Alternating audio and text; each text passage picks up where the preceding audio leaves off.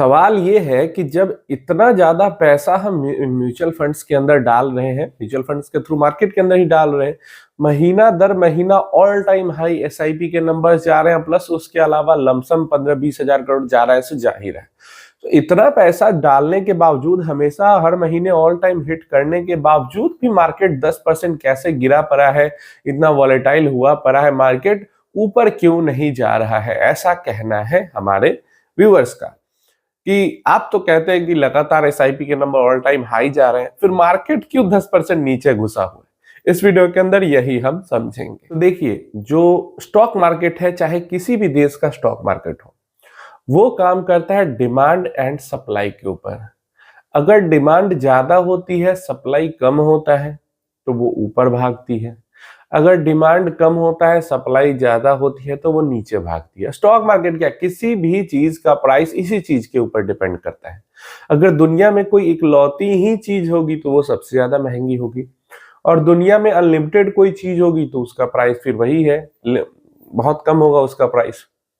तो ये चीज यहाँ पे काम आती है। अब देखिए, हम लोग पैसा जो डालते हैं, जो एसआईपीज का पैसा जाता है वो म्यूचुअल फंड के अकाउंट पे जाता है, उसका म्यूचुअल फंड्स जो है उससे परचेज करते हैं। हर महीना परचेज ही करे कोई जरूरी नहीं है। ऑलमोस्ट 2 लाख करोड़ रुपया म्यूचुअल फंड्स अपने पास कैश रख के बैठे हुए हैं, और उस पैसे को, जैसे हम यहाँ से पैसा ट्रांसफर करते हैं, एनएवी हमें मिल जाती है और वो पैसा अकाउंट में चला जाता है, म्यूचुअल फंड स्कीम के अकाउंट में चला जाता है।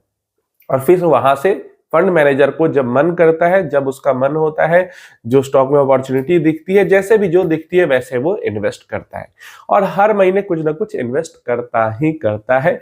पैसा लगभग 4 से 5% करके बढ़ के 10-15% तक जाता है, लेकिन वो ज्यादा दिन तक उतना नहीं रहता। ऑन एन एवरेज 4 से 5% पैसा म्यूचुअल फंड लिक्विडिटी के लिए किसी भी स्कीम में होल्ड करती है, कैश में। क्लियर है? तो मार्केट का ऊपर जाना या मार्केट का नीचे आना, ये इस पे डिपेंड करता है कि उस दिन बाइंग हुई है ज्यादा या सेलिंग हुई है ज्यादा, नेट वैल्यू में। अब मार्केट के अंदर पार्टिसिपेंट्स कौन कौन से हैं वो हम समझ लेते हैं। तो सबसे पहले तो मार्केट के अंदर गवर्नमेंट पार्टिसिपेंट है, उसके अलावा foreign institutional investors FIIs partnership है, मतलब वो भी पार्टिसिपेशन करते हैं मार्केट के अंदर।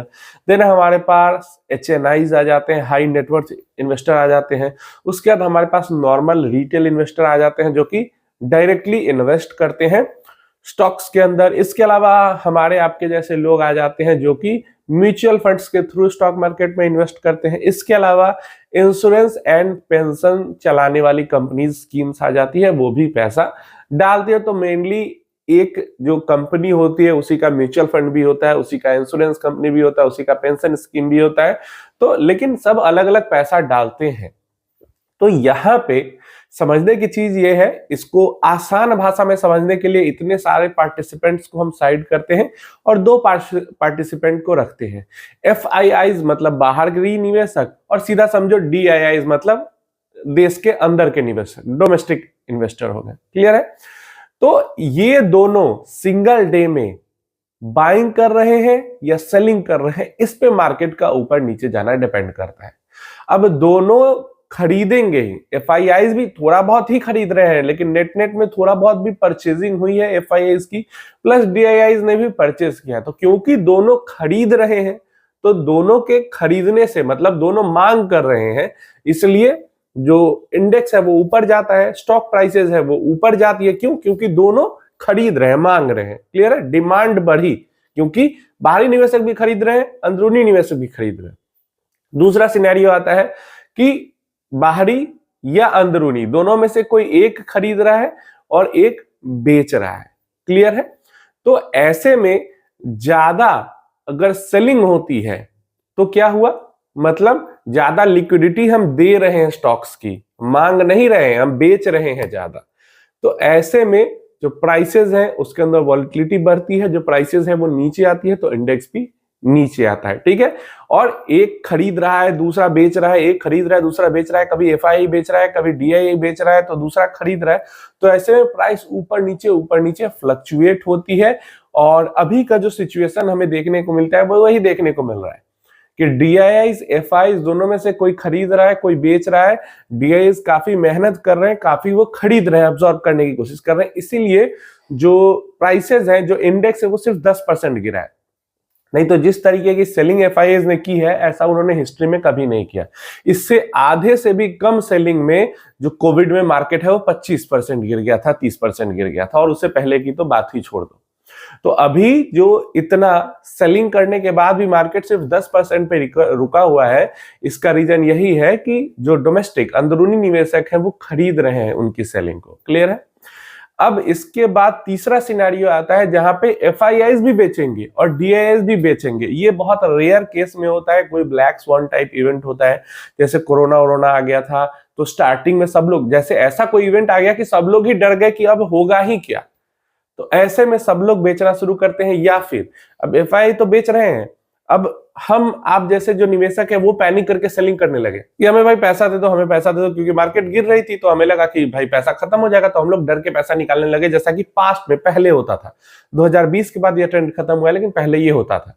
तो FIs तो सेल कर ही रहे हैं, आप जैसे जो नॉर्मल निवेशक है वो भी म्यूचुअल फंड से पैसा अपना रिडीम करने लगे, तो म्यूचुअल फंड को भी मजबूरी में बेचना पड़ जाता है, तो FII बेच ही रहे, DII भी बेचने लगते हैं, तो उस टाइम पे क्रैश जैसा सिचुएशन बन जाता है। और ये रिपीट साइकिल होते होते बहुत मार्केट गिर जाती थी पहले इस साइकिल के कारण। तो अब ये चीजें नहीं हो रही है, तो ये सिचुएशन होता है। इसी कारण लगातार SIP की वैल्यू हाई जाने के बाद भी मार्केट 10% नीचे है, क्योंकि ये जो SIP की वैल्यू जा रही है ये एक शॉक एब्जॉर्बर की तरह काम कर रही है, गिरने से मार्केट को बचा के रख रही है। लेकिन इतनी वैल्यू अभी नहीं जा रही है, जितनी सेलिंग हो रही है एक महीने में, उसके अकाउंट्स में इतनी बाइंग नहीं हो पा रही है कि मार्केट ऊपर की तरफ भाग सके। एक टाइम पे stock market, Indian stock market के अंदर में हिस्सेदारी की बात करते हैं तो लगभग 19-20% के आसपास हिस्सेदारी FIIs की हुआ करती थी और रिटेल निवेशक की 4-5% हुआ करती थी, जो कि अभी एक तरीके से हम बात करें तो ऑलमोस्ट बराबर दोनों के हिस्सेदारी हो चुकी है। उन्होंने बेचते 20% से 10%, 9% पर वो लोग आ चुके हैं, और जो रिटेल निवेशक है वो SIP डाल के बढ़ा के वो भी 8-9% पे जा चुके हैं। तो इस तरीके की सेलिंग और बाइंग मार्केट के अंदर में चल रही है। क्लियर है? तो ऐसा नहीं, जब बाहरी, अब देखो कई लोग कहते हैं क्या कि अब महंगे दाम में FIIs बेच रहे हैं और DIIs म्यूचुअल फंड्स वाले खरीद रहे हैं। अब आगे चल के फिर जब FIIs वापस आएंगे तो वो सस्ते दाम में खरीदेंगे क्योंकि मार्केट गिर रही है, और DIIs वाले सस्ते दाम में बेच के नुकसान करेंगे। लेकिन ऐसा नहीं होगा। ये मार्केट ऐसा तब होता जब FIIs वाले बेचती और मार्केट 25-30% घुस जाती। क्लियर है? तब ऐसा होता कि वो महंगे दाम में बेच दिए और बाद में सस्ते दाम में खरीद लेंगे, जो कि पहले ऐसा ही होता था। पहले FIIs बेचते थे और मार्केट 20-25%, 30%, 50-50% तक नीचे घुस जाती थी और फिर वापस वो खरीद लेते थे। लेकिन अभी का जो सिनेरियो यहाँ पे बन रहा है कि FIIs बेच रहे हैं लेकिन मार्केट नहीं गिर रही है, तो जब वापस से इकोनॉमिक ग्रोथ ट्रैक पे आएगी, स्टेबिलिटी ट्रैक पे आएगी हमारे देश के अंदर में, और वापस वो खरीदने आएंगे तो उनको वापस से महंगा ही खरीदना पड़ेगा। अगर जो इन्फ्लोज वगैरह SIPs की इसी की तरीके से चल, अरे कहीं आके तो रुकेंगे, कहीं आके तो FIIs रुकेंगे, या फिर एकदम सालों साल तक बेचते ही रह जाएंगे? ऐसा तो होगा नहीं। तो दोबारा जब वो परचेज करने आएंगे और इसी तरीके की इन्फ्लोज SIP की चलती रही तो उनको और ज्यादा महंगे दाम में खरीदना पड़ेगा। और इस बार उनका जो ये चाल रहता था या स्ट्रेटजी रहती थी कि बेच दो, मार्केट गिरा दो, बाद में सस्ता खरीद लो, वो उल्टा पड़ सकती है।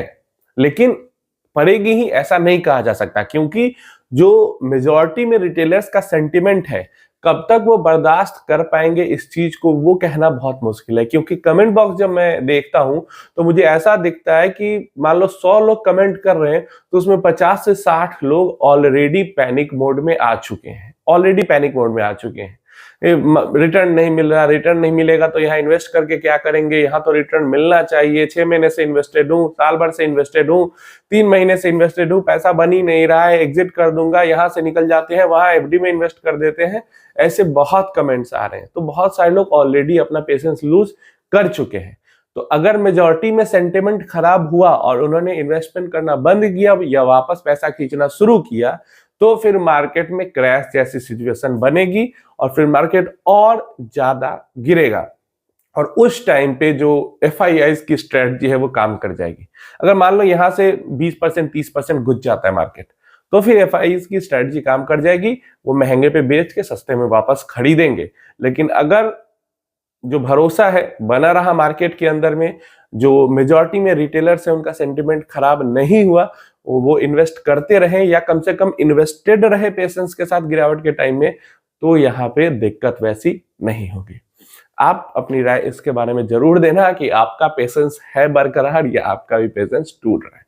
तो यही रीजंस होते हैं, यही बेसिक्स होती हैं स्टॉक मार्केट के ऊपर नीचे जाने की।